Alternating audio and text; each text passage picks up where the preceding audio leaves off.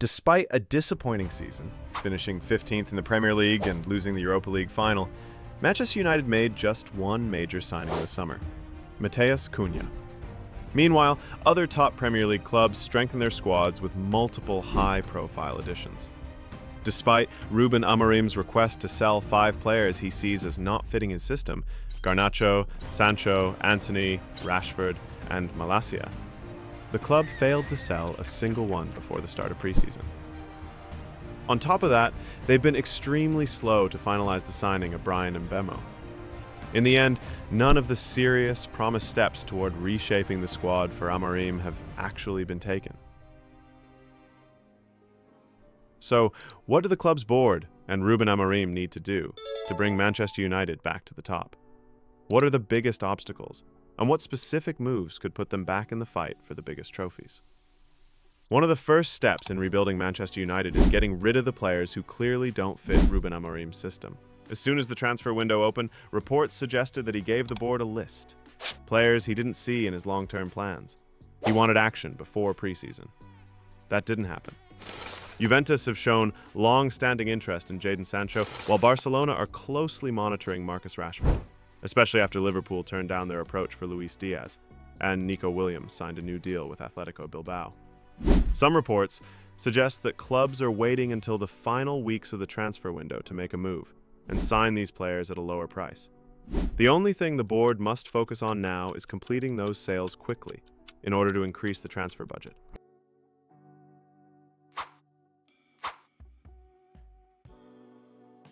Once the transfer budget is increased, the next step is to identify clear transfer targets. The club has already signed Matheus Cunha and young Paraguayan wing-back Diego León, and they're now in the final stages of negotiations for Bryan Mbeumo.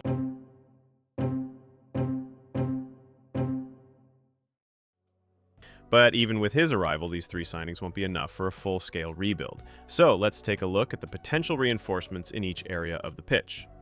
In Rúben Amorim's system, squad building is absolutely crucial, as his tactical setup demands that every player fits a specific role. Fast, aggressive center backs are essential. They must be able to quickly shift between phases and initiate attacks from deep. On each flank, Amorim relies on 2 different types of players: a wing-back who covers the entire length of the pitch, and an inside forward, or number 10, who cuts inside from the half space to create chances. These roles don't overlap. They complement each other. One provides width and physicality, the other brings technique and creativity. In midfield, the manager prioritizes energetic, ball-winning players who can cover lots of ground, win duels, and protect the defense rather than traditional playmakers. This kind of system requires careful and precise recruitment in every area of the pitch.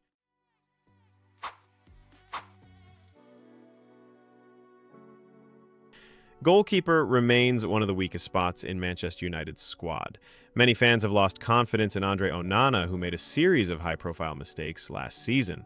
While he still has a chance to redeem himself, he's now expected to miss 6 to 8 weeks due to injury, meaning he'll likely miss most of preseason. Altay Bayındır also failed to impress and is widely expected to leave the club soon. In the media, there have been reports that Emiliano Martinez would be interested in a move to United, but many fans are skeptical due to the Argentine's controversial character and his age. A much more promising option could be Lucas Chevalier, the 23-year-old Lille goalkeeper. Chevalier had a strong 2024-25 season in Ligue, keeping 13 clean sheets in 33 games and maintaining a save percentage of 75.4%, one of the best among U23 goalkeepers in Europe. His excellent reflexes, composure under pressure, and ability to play out from the back make him a perfect fit for Rúben Amorim's style of play. He's also homegrown, trained in France, and has already been called up to the French senior squad, a sign of how highly he's rated. Let's continue with the defense. Right now, it's one of the most complete areas in United's squad. Lisandro Martinez is back in full training, while club legend Harry Maguire, Matthias de Ligt, and Noussair Mazraoui add real quality. There's also a group of highly rated young defenders: Lenny Yoro, Aiden Heaven, and Tyler Fredrickson. Still, with Victor Lindelof gone and Johnny Evans retiring, there's room for one more central defender. Gonçalo Inácio could be the perfect fit, available either on a permanent deal or a loan with a buy option. He knows Amorim's system inside out from their time at Sporting, and the manager has praised him publicly on multiple occasions. Alternatives include his teammate Ousmane Diomande or Omar Solet from Udinese. Let's move on to the central midfielders. Casemiro, despite Hive's strong end of the season, isn't getting any younger.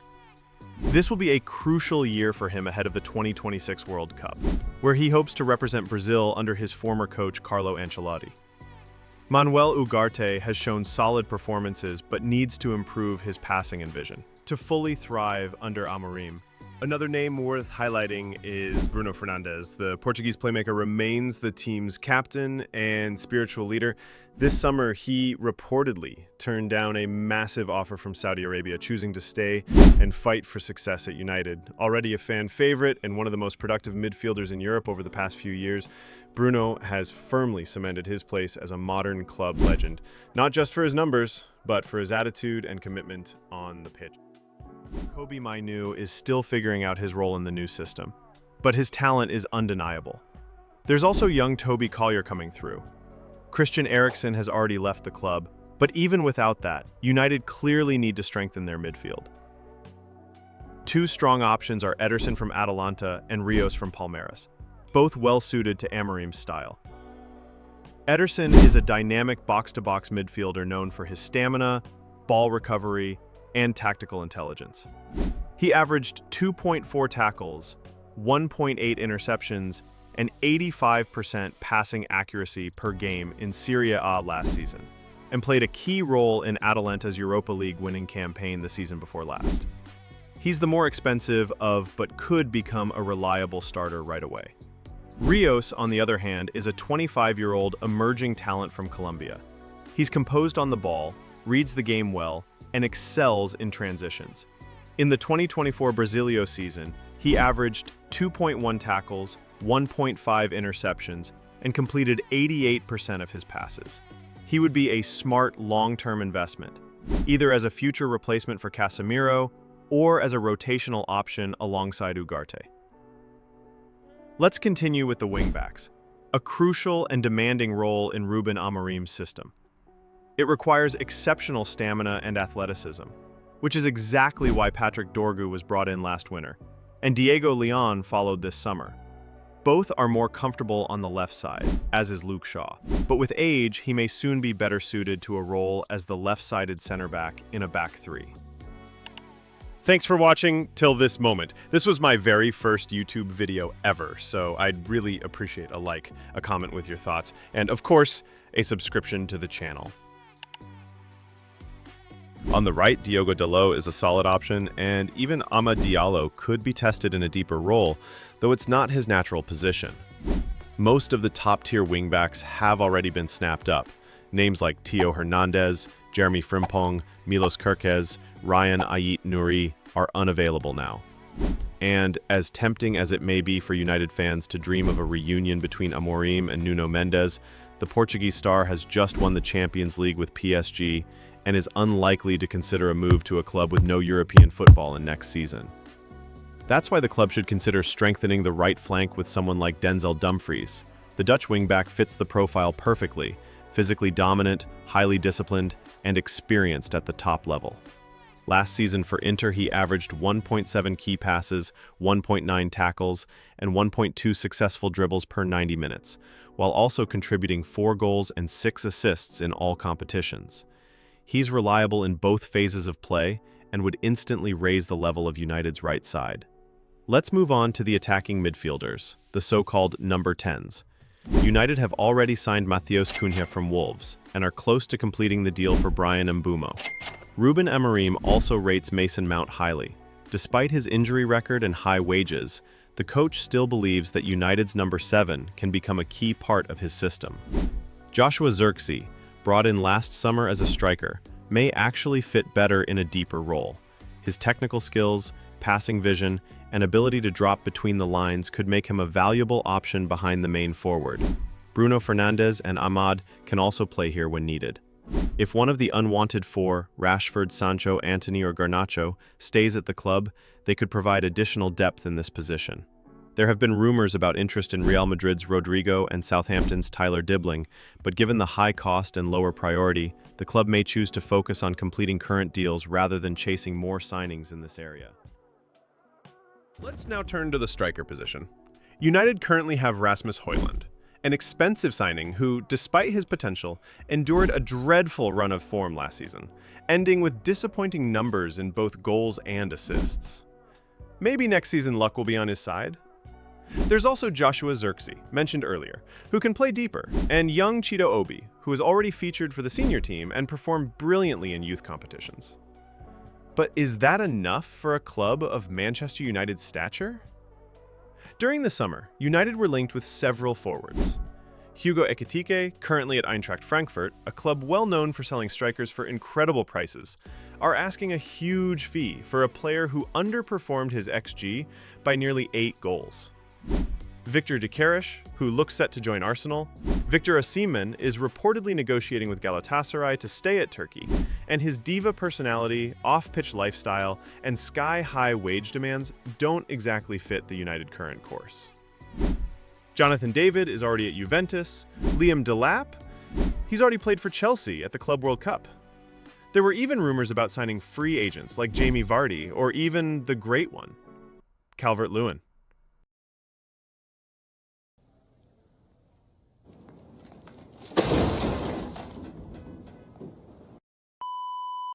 So, what are the realistic options if United aren't willing to settle for what they've got? Because in Rúben Amorim's sporting side, the striker was the focal point. That's why Gyökeres have such surreal numbers of goals in Lisbon. If United are to invest, there may not be a proven elite forward willing to join right now. But there is one interesting long-term option from the Portuguese league. Samu Agahoa, 21-year-old striker from FC Porto.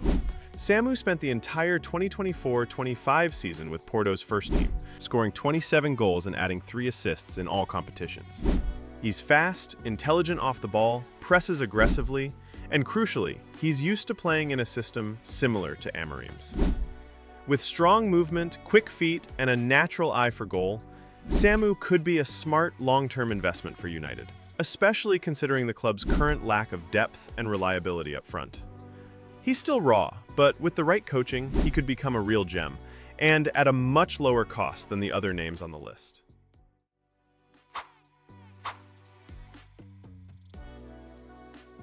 If the club decides not to bring in a new striker, Rúben Amorim might opt for a slight tactical adjustment. Yes, we all know his firm commitment to his principles, even willing to sacrifice short-term results to embed his ideas into the players and the club's identity. But this little shift could help adapt the team more effectively to the Premier League. With Rasmus Hojund up front, United would likely stick to their usual attacking structure. However, when Joshua Zirkzee is on the pitch, Amorim could use him as a false 9, allowing the wingers more space and freedom to make attacking runs and exploit the gaps.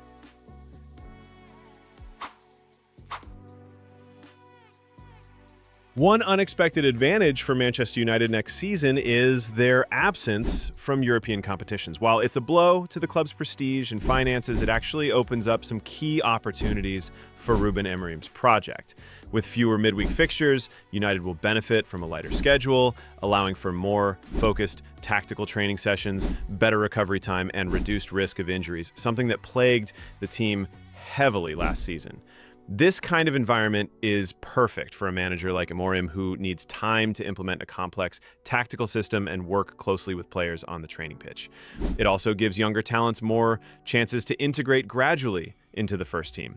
And most importantly, this schedule will give United a better chance of competing for results in the Premier League and both domestic cups.